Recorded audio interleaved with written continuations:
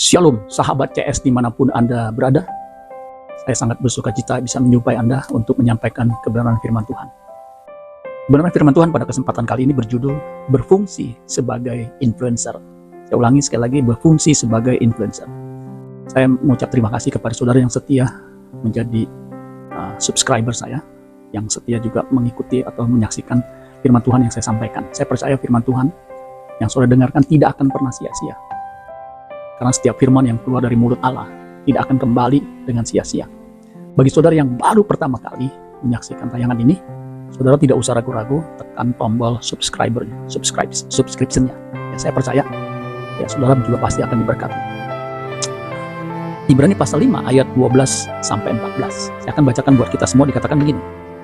Sebab sekalipun kamu ditinjau dari sudut waktu, sudah seharusnya menjadi pengajar. Kamu masih perlu lagi diajarkan asas-asas pokok dari penyataan Allah. Dan kamu masih memerlukan susu,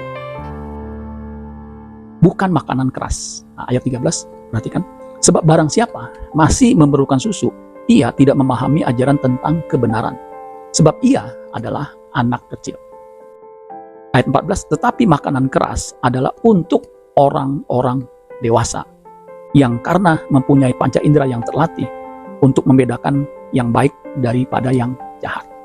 Saudara-saudara sekalian, orang Kristen yang bertumbuh menjadi dewasa, menjadi seorang Kristen yang dewasa, dia pasti akan menjadi influencer.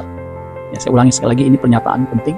Orang Kristen yang bertumbuh akan menjadi seorang Kristen yang dewasa, sehingga ia bisa menjadi influencer. Artinya orang yang mempengaruhi orang lain, terutama orang di sekitarnya, keluarganya, lingkarannya, dimanapun dia berada.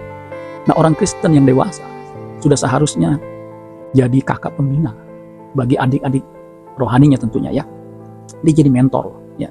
Itulah sebabnya penulis Ibrani menulis orang Kristen yang dewasa itu disebut pengajar. Nah, kata pengajar ini dari kata Yunani didaskalos. Didaskalos ini punya pengertian ada dua, ya. Yang pertama a teacher, seorang guru. Ya, guru di sini bukan hanya sebagai dalam arti akademik, ya, tetapi lebih luas lagi, seorang yang sudah belajar dan sudah punya pengalaman dari apa yang dipelajarinya, sehingga ia bisa menjadi contoh, sekaligus menjadi orang yang mengajar atau yang mempengaruhi orang lain. Nah, yang kedua, didaskalos ternyata didefinisikan sebagai berikut. A teacher, seorang guru, is one, yaitu one who teaches concerning the things of God, yang mengajar berhubungan tentang atau hal-hal yang berhubungan dengan Allah. And the duties of men of those who by their great power as teachers draw crowds around them. Ya, kurang lebih artinya seorang guru yang mengajar tentang sesuatu yang berhubungan dengan Allah, ya, concerning the things of God. Dan tugas manusia dengan kekuatannya yang besar sebagai pengajar, ya, menarik orang banyak di sekitarnya. Ini jelas. Ya, didaskalos itu menarik orang di sekitarnya. Ya, jadi orang percaya sebenarnya adalah seorang influencer sejati yang mempengaruhi orang di sekitarnya, sehingga memiliki, ya, karakter seperti yang dimilikinya, yaitu influencer. Nah, orang Kristen dewasa disebut juga murid. Murid artinya orang yang bersedia ditingkatkan kualitas hidupnya atau kualitas rohaninya dalam hal ini. Jadi orang Kristen harus masuk dalam proses pemuridan. Ya, proses pemuridan harus masuk dalam proses. Ini amanat agung yang Tuhan Yesus sampaikan kepada murid-muridnya sebelum dia naik ke surga. Matius 28 ayat 19. Karena itu, pergilah, jadikanlah semua bangsa muridku. Nah, jadikan semua bangsa murid ini adalah kata kerja utama, kata kerja induk. Ya. Dan baptislah mereka dalam nama Bapa dan Anak dan Roh Kudus. Ya, murid harus percaya. Bukti bahwa dia percaya, dia dibaptis. Ayat 20, dan perhatikan, ajarlah mereka melakukan segala sesuatu yang telah kuperintahkan kepadamu. Jadi, murid setelah dia belajar dari guru agung, yaitu Tuhan Yesus, dia juga harus mengajar supaya menjadikan orang lain juga murid. Mengajar apa? Ajarlah mereka melakukan segala sesuatu yang telah kuperintahkan kepadamu. Dan ketahuilah aku menyertai kamu senantiasa sampai kepada akhir zaman. Jadi Tuhan berjanji akan menyertai orang yang menjadi influencer, yang menjadikan orang lain murid, ya, murid Kristus. Nah, saudara-saudara sekalian, Lukas 6 ayat 40 ini menarik. Dikatakan begini, seorang murid tidak lebih daripada gurunya. Jadi kalau murid itu belajar dari gurunya, Alkitab mengatakan tidak akan lebih dari gurunya. Kita punya guru agung, Tuhan Yesus. Nah, kita harus belajar kepada dia. Ya. Seorang murid tidak lebih dari pada gurunya. Tetapi barang siapa yang telah tamat pelajarannya akan sama dengan gurunya. Nah, itulah sebabnya kita harus terus belajar selama kita diberi kesempatan, selama hidup kita 70, 80 kalau kuat. Ya, apabila sudah tamat, pastikan kita sama seperti guru agung kita Tuhan Yesus, memiliki karakter seperti Kristus.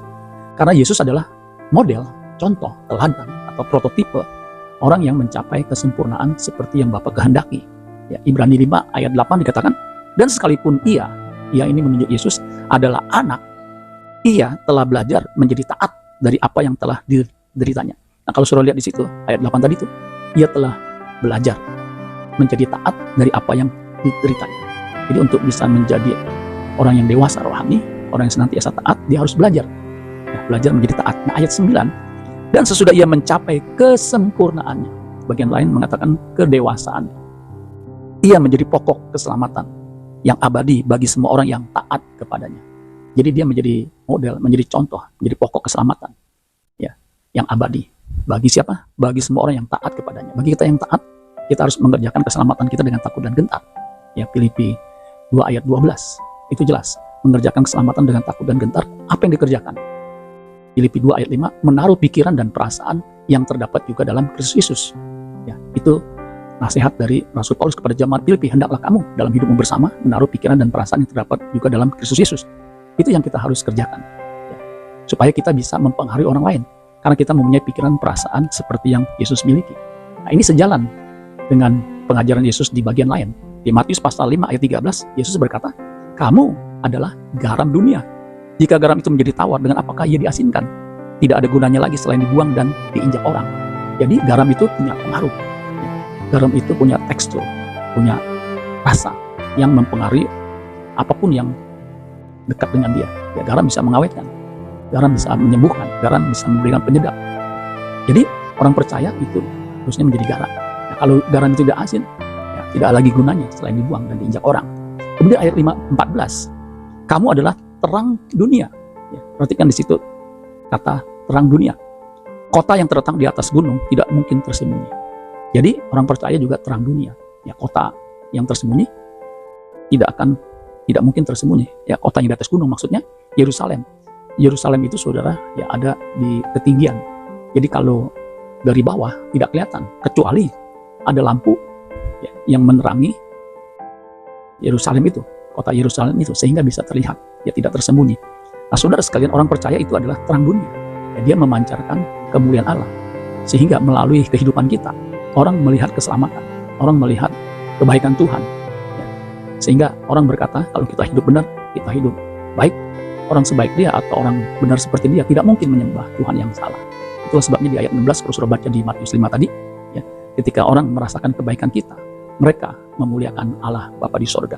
Saudara-saudara sekalian, kalau saudara saat ini belum menjadi influencer bagi orang di sekitarnya, harus meningkatkan diri dengan menjadi murid yang senantiasa dan bersedia belajar untuk menjadi murid dengan makan makanan keras, yaitu firman Tuhan. Karena firman Tuhan itu yang akan menguruskan kita. Firman Tuhan itu akan membersihkan kita, yang akan membentuk karakter kita, bahkan yang akan melahirbarukan kita, sehingga kita menjadi serupa dengan Kristus. Amin buat firman Tuhan. Tuhan Yesus memberkati. Sola Gracia.